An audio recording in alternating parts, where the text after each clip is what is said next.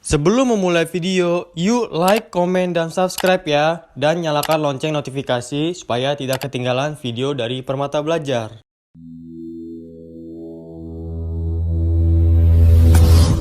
Oke, ini adalah soal nomor 1. Jadi kita dikasih gambar nih, kasih gambar reaksi, lalu ditanyakan hal yang tepat mengenai proses pada gambar tersebut adalah apa? Apakah proses tersebut merupakan tahapan terakhir dari respirasi aerob?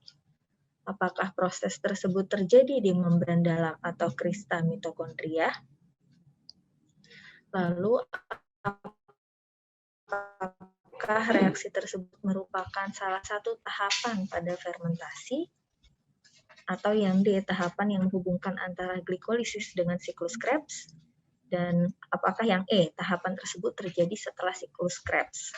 Jadi gambarannya ada di sebelah kiri ini ya. Kalau kita lihat, di sini ada asam pirufat, lalu ada tanda panah ke kanan. Di sisi kanannya ini ada CO2, terus yang nomor 2 ada NADH, yang nomor 3 ada enzim A, dan ada asetil-CoA sebagai hasilnya. Nah, kira-kira pernyataan mana yang tepat untuk menjelaskan reaksi? Bisa lihat di bawah. Ada dan kalau untuk teman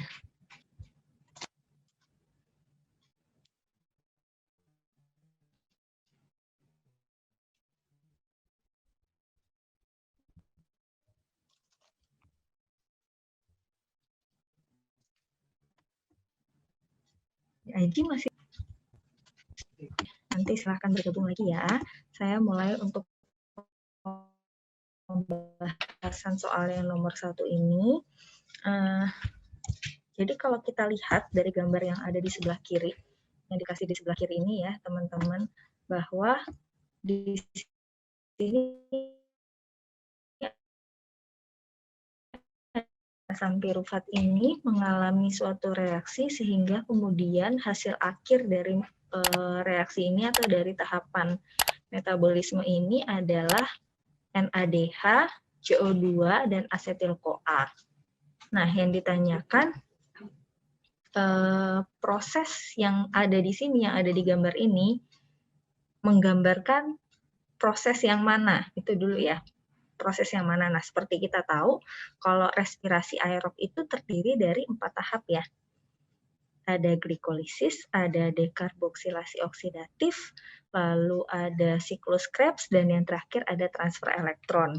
Nah, untuk bisa menjawab soal nomor 1 ini, kita mesti tahu dulu, ini masuknya tahapan respirasi aerob yang mana sih? Kalau kita udah tahu yang mana, next-nya kita baru bisa menjawab tentang ciri-cirinya apa, yang mana pernyataan dari pilihan A sampai E ini yang benar, gitu ya. Oke, kita coba lihat tabel ini. Nah, ini tabel yang tadi saya bilang, tabel ini jadi modal teman-teman dari beberapa tahun itu soalnya diambil dari penjelasan tabel ini. Jadi ini worth it banget untuk kalian baca ulang lagi kalau misalnya sudah lupa gitu ya. Bisa di-review lagi karena terbukti bahwa beberapa tahun nih keluar terus gitu. Nah, seperti yang saya bilang tadi, ada 4 tahapan pada respirasi aerob. Yang pertama glikolisis, yang kedua dekarboksilasi oksidatif, yang ketiga siklus Krebs, dan yang terakhir adalah transfer elektron. Nah, masing-masing tahapan akan terjadi di tempat yang berbeda, lalu inputnya berbeda dan produk yang dihasilkannya berbeda gitu ya. Misalnya kita lihat nih, kalau tadi kan kita ingat bahwa inputnya adalah asam pirufat dan yang dihasilkan adalah ada CO2, ada NADH, dan ada asetil-CoA. Kalau dilihat dari tabel gitu ya, kalau dilihat dari tabel sih udah jelas banget ya.